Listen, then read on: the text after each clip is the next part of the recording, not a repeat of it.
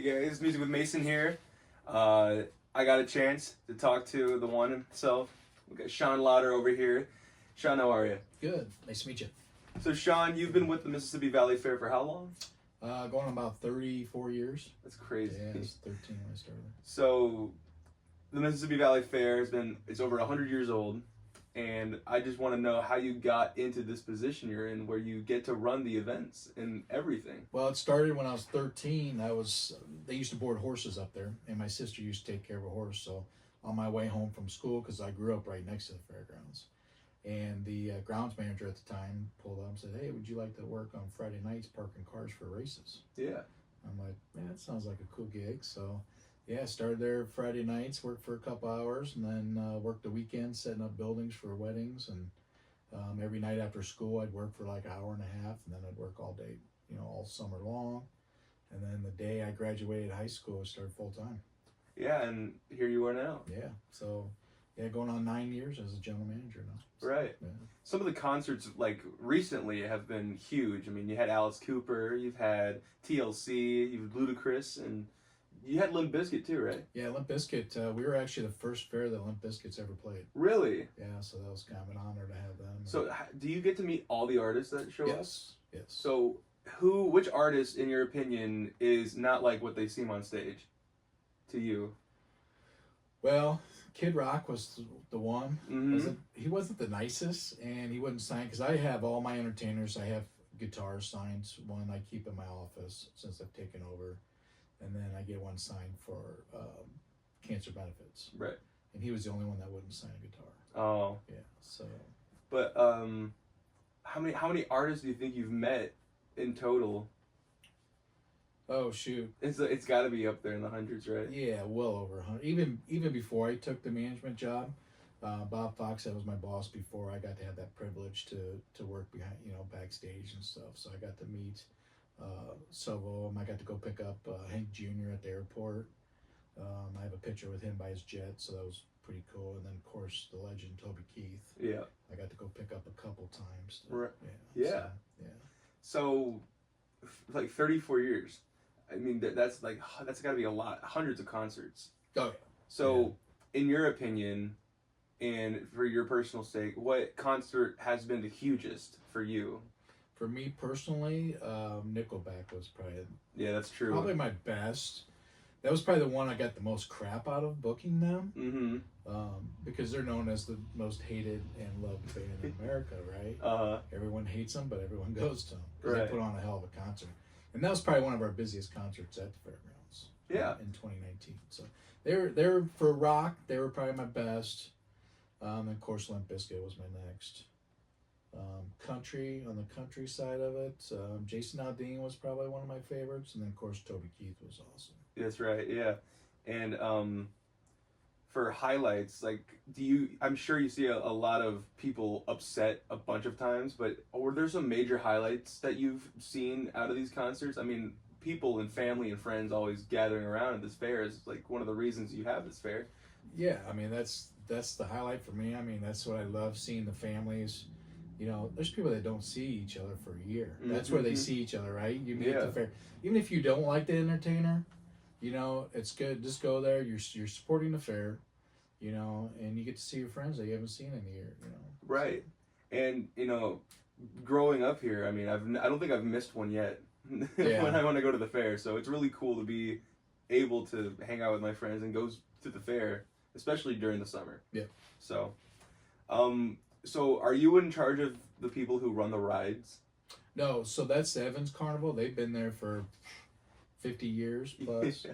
So they have their own area that they get to set up on, and we have a great relationship with them. I actually hang out with the owners besides our fair. I meet them other places, Vegas.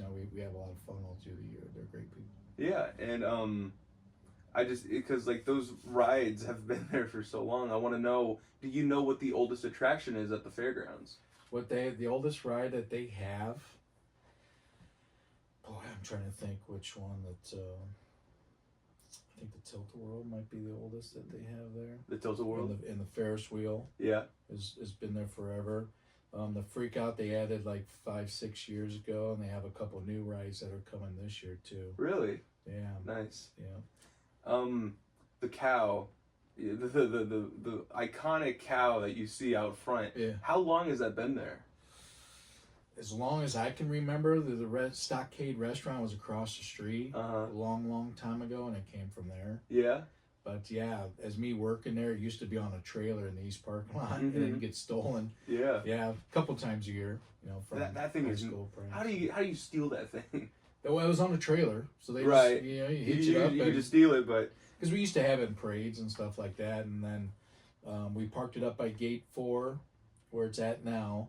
We had a bad storm, blew the cow over, so we had to took it down the shop and did a whole new makeover on it, and then we decided to anchor it to concrete. right.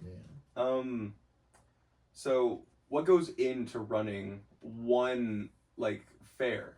So how many people do you need to contact? How many things do you need to have compared to things you want to have? It's a huge process. I have a great team, office staff. I have 3 full-time in the office. I have my maintenance staff. For what we do and how big we are to versus like a state fair state fair, they have 30 full-time people in the office. Mm-hmm. I deal with 3 full-time. Yeah. So it's a huge process. We start, like right now I'm starting to book entertainment for next year already. Yeah. It just takes that long to prepare. You got to deal with like sponsors and beer reps. It's a lot to take in, but yeah, we do a lot for the small team I have, and it's great. But I know it's a huge process. Like the city and the Quad Cities alone love the fair. Yeah. So I'm sure it's difficult to manage everything, but you've been doing it for so long. I'm sure it's a piece. It's a piece of cake. It's a lot of stress, but there's huge rewards with it. But yeah.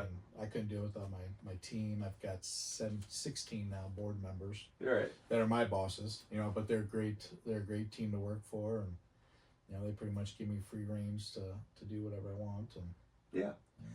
So. When it comes to wanting your own tent to sponsor your business or your company, how much would it cost to just have it on like that little pathway? It just depends what you're doing, what you're selling. Depending if what you're selling, if we do a percentage, otherwise it's $1,200 roughly for the week. Yeah. So. And who is the oldest sponsor for the fairgrounds? Do you know? The oldest, Jim Gross, that owns IITI Insulation in town.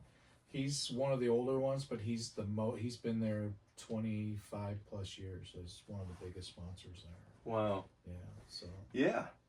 So the beginning of Mississippi Valley Fair, Neff Wells. Do you know anything about the beginning of the Mississippi Valley Fair? Back when it was originally? Yeah. There's a lot. It's really cool. So we have over 100th room underneath the grandstand. Oh yeah. That has all the history of the fairgrounds, when the racing started and just how small it was. They about lost it, so it was going to almost be real estate at one time. Yeah. And we got it back. So yeah, a lot of good history that if people don't know about it, definitely go in that room, and there's hundreds of books in there and photos and. Right, because I was gonna say I found something that said the 70s and 80s were the dark years for the Mississippi Valley Fair because you guys were in debt. Yeah, there was a year that they didn't have a fair. I remember.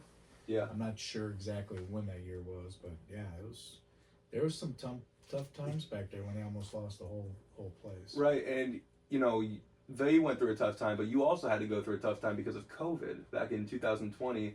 What was it like having this huge pandemic, and what affected you? It was tough because I'm not one to stand still. Mm-hmm. That's why I love doing all these events. We're busy every day of the year, and to go through what we had to was, especially like this weekend with the huge St. Patrick's Day weekend, I got shut. We're ready to open the doors. Food's cooked, coolers are stocked. They come in, they go, "You're not having this party because you're going to draw a lot of people." But they also let downtown stay open and stuff, so that was tougher for me that I had to shut down, especially at the last minute. So that was tough there. And then, of course, the fair, we had to put a 100-page plan together, safety plan, to have a fair in 2020. Well, we did all that. And right at the last minute, they had a surge in it, and we had to shut down for the fair. So it was a tough thing to do. But we bounced back. We had bingo. We had some other things that we could do to keep people spaced apart, so it wasn't as bad financially for us, but it wasn't good either. It was a challenge. So, yeah, it was definitely a big challenge for Yeah. us. And the introduction of the fun cards happened in '85. What can you see on the fun card now compared to like the earlier fun cards? Well, back in the day when it was actually the fun book that they come out with, you know, entertainers probably cost $20,000 to say 50,000. Mm-hmm. It was like the max. They were doing 2 shows for that amount, Yeah. right?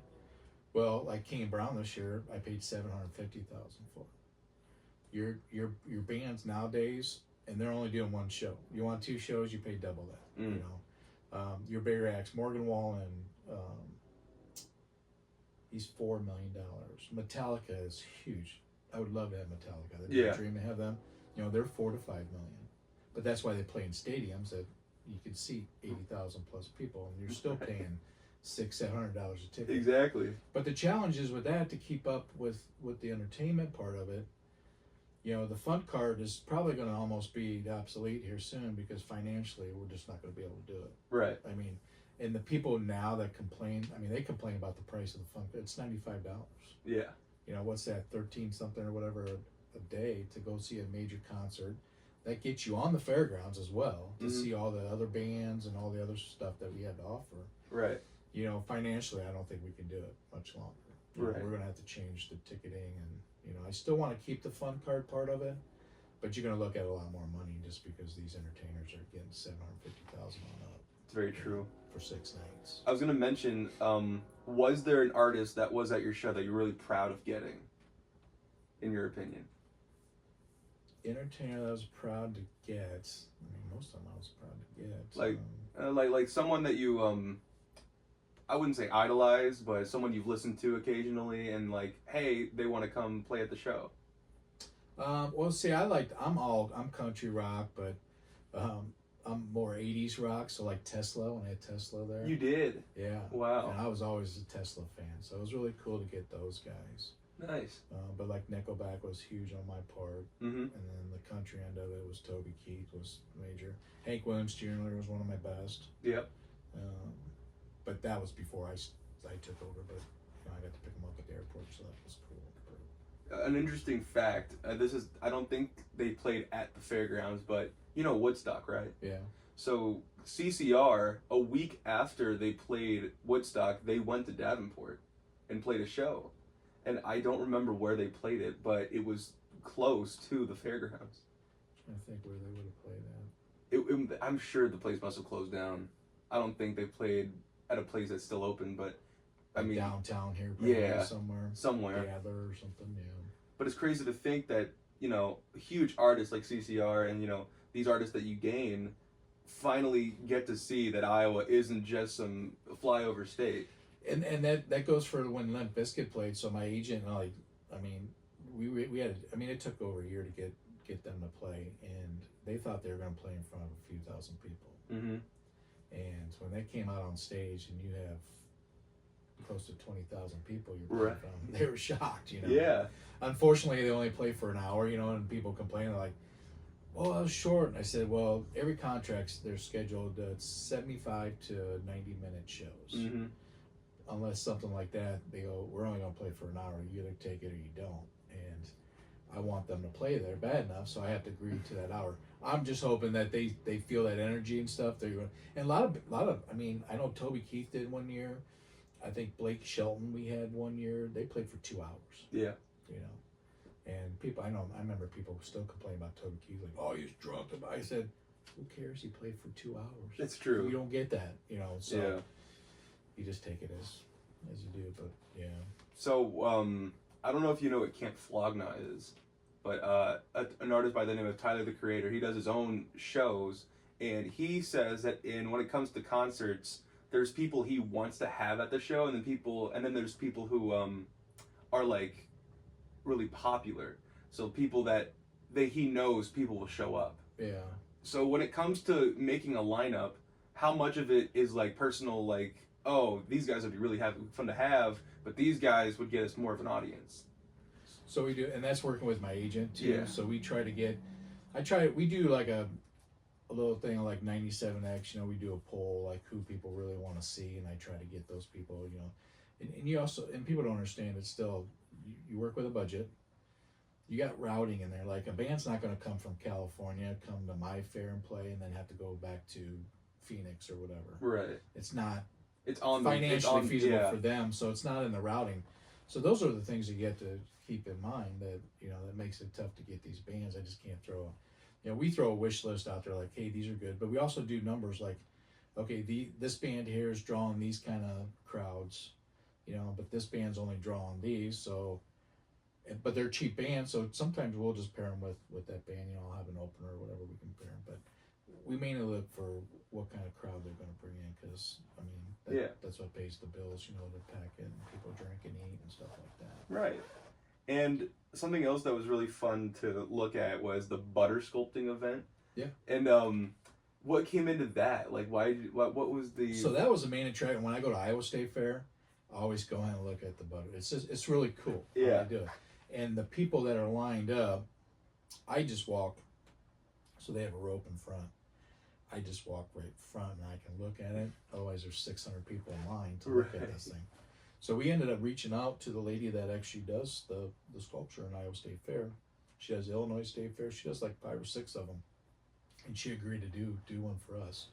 So that's going to be in the expo building where we have other vendors and stuff in there. Mm-hmm. And we're going to do most likely, I think, a Belgian horse, because we have like one of the biggest Belgian shows there. Yeah. So we're going to do a Belgian horse, and then we're going to do like a beekeeper and some bee stuff, because we're also going to have a huge bee display next to it. Mm-hmm. So we're going to have a guy that'll actually fog a hive, you know, and do a story on that, and then you can be able to try some honey. You can buy some honey, so it'll all fit together. But I was going to mention, music aside, what are some events that you have that are like really unique and interesting? Because like the Paranormal Circa, is that what it's called? The Paranormal Circus. Yep. So what are some events in your opinion that are like super interesting and unique that people just do? They're just so weird. Well, those are the ones, because Right. they do some different ones. They do the Halloween one they bring in, or they'll do like a water circus one, Mm-hmm. and they're unique people. I mean, they're cool, but it's a cool show if you've ever been to one. Yeah. I mean, it's really cool to have. It's what is it, like a horror circus? Yeah, it's like a haunted Mm-hmm. house one, but I mean, it's not scary or anything, but it's just cool, all the graphics. And So do you still host the Battle of the Bands to get like someone like that to go on stage? we did not. We quit it, and just the fact that Michelle from Cedar Rapids, I think she still puts them on there. She was the original person to bring them here. I was just hosting it in my building. And then the winner, I would try to get them to open up for a main act. But it got to be a huge drama fest, Mm-hmm. because if you didn't win or something, you know, it's rigged, it's this. And they say a lot of... The sound guy that was the sound guy for it, he's my sound guy for every event that I put up there. Mm-hmm. Reggie owns a music store in Muscatine. You know, and they're like, oh, he's best friends with that band or whatever. So it just got to be too much drama stuff, and I'm like, I'm not doing it anymore. Right, there's more cons The than radio pros. stations were backing out of it, and so I'm like, you know what, It's enough. Yeah. Yeah. So I have a lot of friends in bands and stuff, so I like to keep my, you know, I got Dirt Road Rockers, I got Dead Brundies, Electric Shock, you know, they're all my friends, so they play a lot of my events. So I try to get them to open up, and I'm starting to bring some newer bands in to freshen up too, and Right. try to get them to open up for my local bands. The grandstand's kind of hard, because I have to send in all their information, and then my agent sends it to their management, and they have to approve to open up for them on the main stage. So Yeah.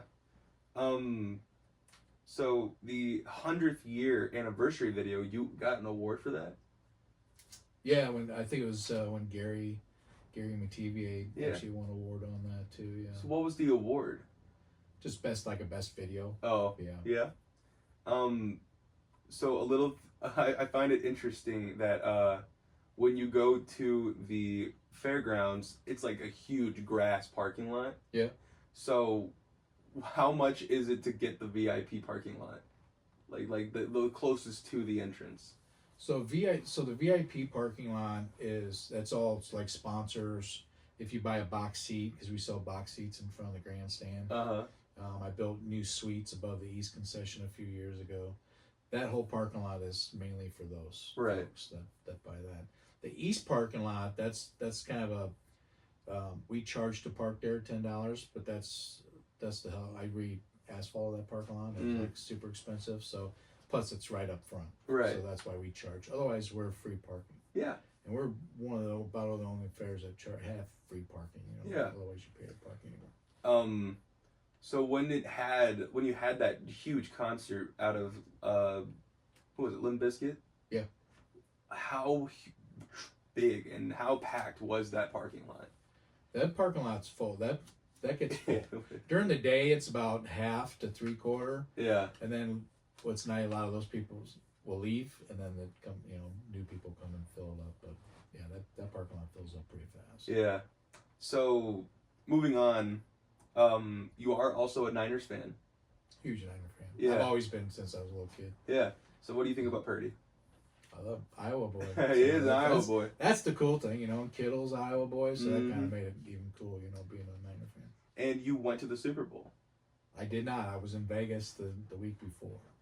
The Super Bowl. Oh, you were in Vegas. I was in Vegas, and then the Super Bowl was the following Sunday. Yeah, I went the week before because I'm not rich enough to buy one tickets. That was crazy. But I would have loved to stay there, at least stay in the casino and watch it on one of the big screens would have been cool. But you also like snowmobiles. Yeah. Yeah. So that green one that you own, how much was that? And how old is it? I paid. It was a 15, so I had two of them. They were both 15s. $7-8 grand, I think I paid for each one of them. And how long have you been into snowmobiles? Since I was a little kid. My mom and dad bought, because I was born in 75, so they had a 70, I think it was a 79 Yamaha Exciter. Yeah. And where do you go to snowmobile? To Wisconsin. Nice. Mercer, and yeah. Nowhere better than up there in the north. Yeah. Do you still own the blue Jeep? Nope. Sold the Jeep. Yep. Sold the Jeep. I had the Shelby truck too. Ford Shelby. I wish I didn't sell it, but.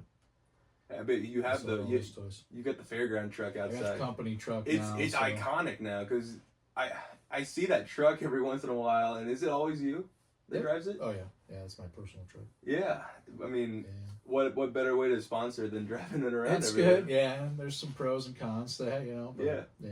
I was gonna mention on the advertising, so like on the advertising for like buying the fun cards at the bank, or just driving around the fairgrounds, you see your Bitmoji. Yeah. Why did you start putting that on? I saw it was cool. Someone put it on something one time, and I'm like, that's pretty cool. So because I'm the face of the fair, so yeah. I think it's cool to have that on there. I wouldn't put my normal face on there. I think that's too much. Yeah. But I think the Bitmoji is pretty cool. It's with the tattoos and everything. It's friendly. It's family friendly. Yeah. Yeah. But how are you comfortable using Snapchat, or are you only in it for the Bitmoji? I'm just saying for the no, I don't use Snapchat too much, but right. Yeah. Or my social media. I don't put a lot of my personal stuff on Facebook. Mm-hmm. I keep it more for the fairground stuff. Yeah. I hate drama. I don't like the drama stuff. So we have too much. People, you have to have big shoulders in my game because I have a lot of haters. I don't make everybody happy. And I try. And when I took the job, I'm like, man, I want to make everybody happy. And then I thought, it's a losing battle.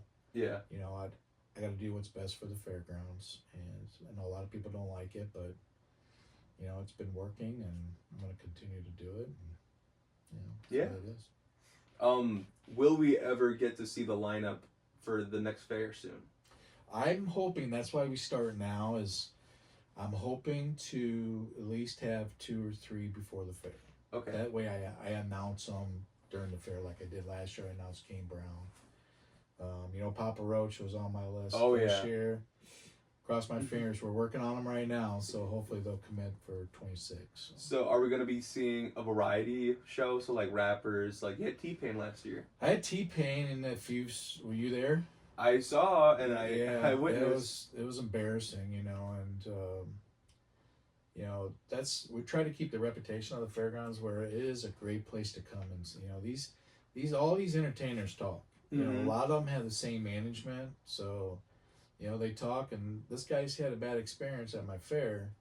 Sometimes it's going to be hard to get someone else that wants to come play, especially a rap artist or, you know, R&B or whatever. You know, and with the throwing stuff, and we're going to crack down on that this year. You know, we're doing a pit. So the WLR, kind of getting off tracks here, but the WLR card holders, they're actually going to have a pit in front of the stage. Mm-hmm. So they get to go in that area. All their drinks are being poured in cups. Yeah. Everyone else will have the cans. But if you get caught throwing cans, or if it's throwing cans, fighting, you're banned for the rest of the week. It's not kicked out. You're banned. It's done. You're banned. You decide to come back in, then I think it's like a $750 fine, and then possibly arrested for it. So right, we got to start cracking down on, because I get a lot of slack from that, and underage drinking is another one. You know, you get caught underage drinking, you're out for the week. Yeah, you take away the fun, but you know it's the law. Yeah, so. It's the law. I get a lot of slack on it, you know, and especially on the carnival area with all these fights and stuff. You know, back when I was a little kid, that was the funnest time to come at night. Mm-hmm. All the lights, ride the rides, have fun, and a lot of families don't want to come because just all the trouble, you know, the fighting and stuff like that. So we got a good plan in hand, and really going to crack down on that stuff. So. Right, because we all love the fair. Yeah. I mean, it's like one of the greatest parts about living in the Quad Cities is the fair. Yeah, no, it's great. We have a lot of great. Had some issues last year with some concessionaires, but you know, we have a lot of great food there. Mm-hmm. Yeah.